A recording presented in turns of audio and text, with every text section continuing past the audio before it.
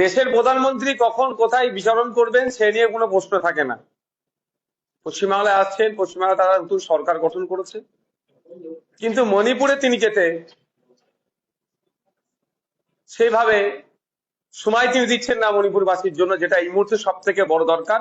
ভারতবর্ষে যে কটা অঙ্গরাজ্য আছে, মণিপুর সব থেকে সংকটময় অবস্থায় চলছে। আমার তো মনে হয় ওখানে গিয়ে এই যোগাটা করলে হয়তো আরো বেশি কাজে দিত।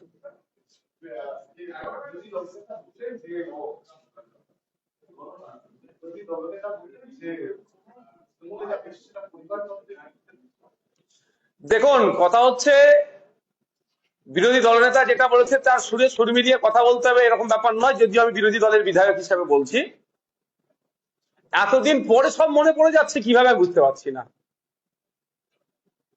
একসাথে তো দীর্ঘদিন ছিলেন ওনারা, আর এই পরিবারতন্ত্র বা এটা আমরা আজকে দেখছি না, আমরা তো বারবার বলে আসছি।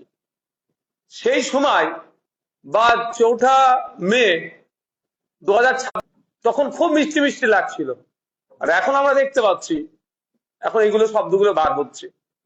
আমি টু বি ফ্র্যাঙ্ক একটা কথা বলি সাধারণ মানুষের উদ্দেশ্যে, সব থেকে বড় কথা, ওই সমস্ত ভালো আর খারাপ তৃণমূলকে যারা ভোট দিয়ে জিতিয়েছেন, আপনারা কাকে জিতিয়েছেন একটু ভাবুন। কাদেরকে জিতিয়েছেন? নিজেদের অস্তিত্ব টিকিয়ে রাখার জন্য আপনাদের ভোটগুলো সম্মানটা কোথায় রাখছে বা কোথায় ঠেলে দিচ্ছে?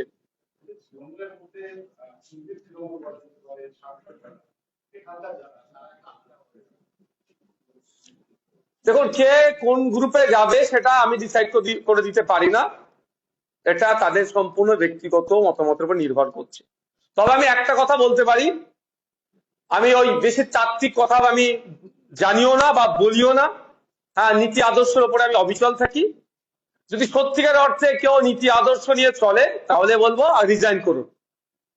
আপনি অমুক জায়গা থেকে দাঁড়িয়েছিলেন মমতা ব্যানার্জির ছবিকে সামনে রেখে, অভিষেক ব্যানার্জি তৃণমূল কংগ্রেসের জোড়াফুলকে সামনে রেখে দাঁড়িয়েছিলেন, রিজাইন করুন, আবার সেখানে ভোটে দাঁড়ান, এসে এখানে ভাষণবাজি করুন। হ্যাঁ, আমি নওশাদ সিদ্দিকী এখানে বসে আছি আমাদের সিম্বলকে সামনে রেখে মানুষের আশীর্বাদ নিয়ে। মমতা ব্যানার্জির ছটিও আমাদেরকে দেখাতে হয়নি। স্বার্থে তারা কি কাজ করবে? নিজের স্বার্থের জন্য হয়েছে। আমি এখানে তৃণমূলের হয়ে ওকালতি করতে আসছি না, কারণ তৃণমূলের ভবিষ্যৎ অনেক আগে আমি বলেছিলাম, যেদিন ক্ষমতাচ্যুত হবে তার পরের দিনে পতাকা বাঁধার লোক পাওয়া যাবে না। আর আপনারা দেখুন, আমাকে একটা জায়গা দেখান এই আজকে 1.5 মাস পার হতে যাচ্ছে, নতুন করে তৃণমূলের ঝান্ডা 1.5 মাসে কোথাও লাগাতে পেরেছে? 15 বছরের কথা কিছুক্ষণ আগেই বললেন যে 15 বছর গণতন্ত্র ছিল না, 15 বছর কিছুই হয়নি। দ্বিতীয়ত 15 বছর নিজে ঘুরিয়েছিলেন। দেখুন, আমি ব্যক্তিগত কাউকে আক্রমণে যাব না, আমি শুধু একটা কথা বলবো যে যে অন্যায়কে এতদিন তেনারা সহ্য করেছিলেন না প্রতিবাদ করে, তাহলে মানুষ, সাধারণ মানুষ জানতে নিশ্চিতভাবে তাদের কাছে চাইবে যে এতদিন আপনারা আমাদের চোখ কেন খোলেননি। নিশ্চিতভাবে সেখান থেকে আপনারা সুযোগ সুবিধাগুলো পাচ্ছিলেন, এখন ওই এন্ড থেকে সুযোগ সুবিধাগুলো হয়তো পাচ্ছেন না সেইভাবে, বা পাবেন না, কারণ আপনারা স্বাধীনতার স্বাদ পাচ্ছি দলে থেকে যারা বলেছে তাতে তৃণমূলের, তাদেরকে যদি দাঁড় করানো হয় নতুন করে, একটাও জিতে আসতে বিধানসভায় পারবে, এটা আমি চ্যালেঞ্জ করে বলছি।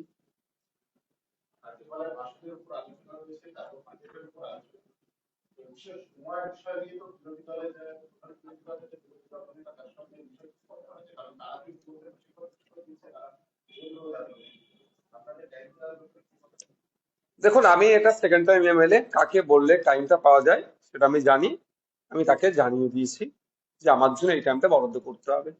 তার কাজ হবে আমার টাইমটা রেখে বাকি টাইম ডিস্ট্রিবিউট করা। কোনো কথা হবে না, আমাকে আমার টাইম দিতে হবে। আর আমি আমার টাইম দিয়ে নেওয়ার জন্য কাউকে তেল লাগাবো না। আমি এটাও বলছি আপনাদের মাধ্যমে, যে অমুককে তেল লাগাতে হবে, অমুকের সাথে সাথে ঘুরতে হবে। আমি এর আগের বারে 5 বছরে পারফর্ম করেছি বিধানসভায়, আমার যা টাইমের প্রয়োজন ছিল, যাকে নির্দিষ্ট টাইম যার কাছ থেকে বরাদ্দ হয় তাকে যে বলেছি সিস্টেম মেনে, এবারও সিস্টেম মেনে করবো, আমার টাইম আমাকে দিতে হবে।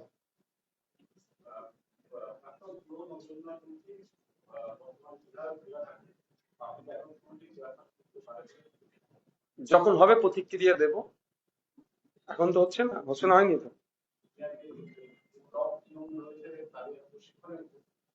থাকতে পারে, কাকে কখন করে বোঝা মুশকিল। এই ব্লক তৃণমূলটা তো 4 তারিখের আগে ছিল না, হঠাৎ করে গজিয়ে উঠলো। আর দেখুন আগামীকাল কি হতে চলেছে।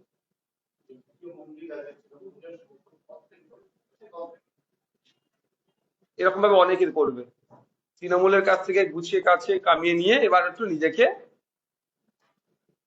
ভালো রাখতে চাইছে। তবে হয়তো জ্যোতিপ্রিয় বাবু বিজেপি, সরি, তৃণমূল ছেড়ে দিয়ে বিজেপির নজরে, হয়তো প্রশাসনের নজরে একটু বকলমে সেন্ট্রাল বিজেপি যে এগুলো আমার ভালো, তৃণমূল একে ডিস্টার্ব করা যাবে না, করতে পারে, কিন্তু বাইরে বার হতে হবে, এতটুকু বলে দিচ্ছি। যারা রেশন চুরি করেছে, যা চুরি করেছে, বাংলার মানুষ গণতান্ত্রিক প্রক্রিয়ায় জবাব দেবে। যারা যেখানেই নাম লিখাক না কেন, অন্যায় করে বেরিয়েছে, এখন ভারত তৃণমূলের দলে নাম লিখাবো, বিজেপির দলে নাম লিখিয়ে দেবো, কি ভাবছে? হতে পারে প্রশাসন তাদেরকে ছেড়ে দেবে, বাংলার মানুষ ছাড়বে নাকি? দীর্ঘদিন অত্যাচারিত হয়েছে তৃণমূলের হাতে। আজকে ভালো তৃণমূল সেজে মিডিয়ার সামনে বসে একটু মেকআপ করে বড় বড় ভাষণবাজি দিলে মানুষের মনে যে ক্ষত আছে সেগুলো মুছে যাবে? অত সহজ নয়। দিনের শেষে গণতন্ত্রের শেষ কথা বলে মানুষ, তবে গণতান্ত্রিক প্রক্রিয়ায় মানুষ জবাব দেবে। সে জ্যোতিপ্রিয় বাবু হতে পারে, আর ভালো তৃণমূলের নাম লেখানো নেতারাও হতে পারে।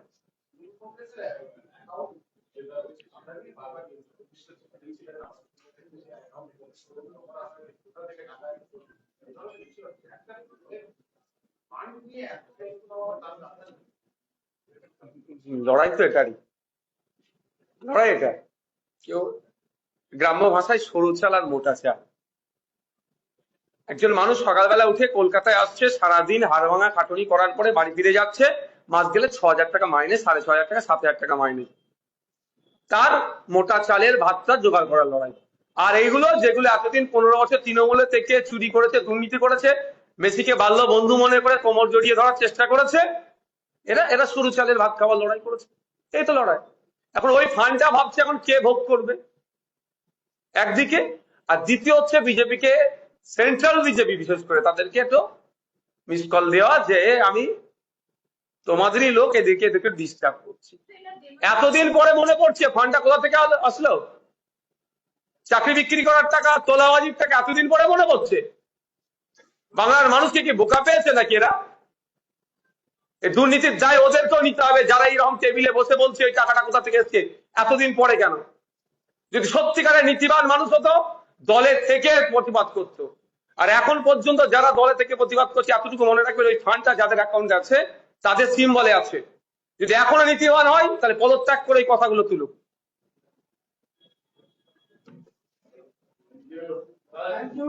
হেডলাইন হয়ে গেছে।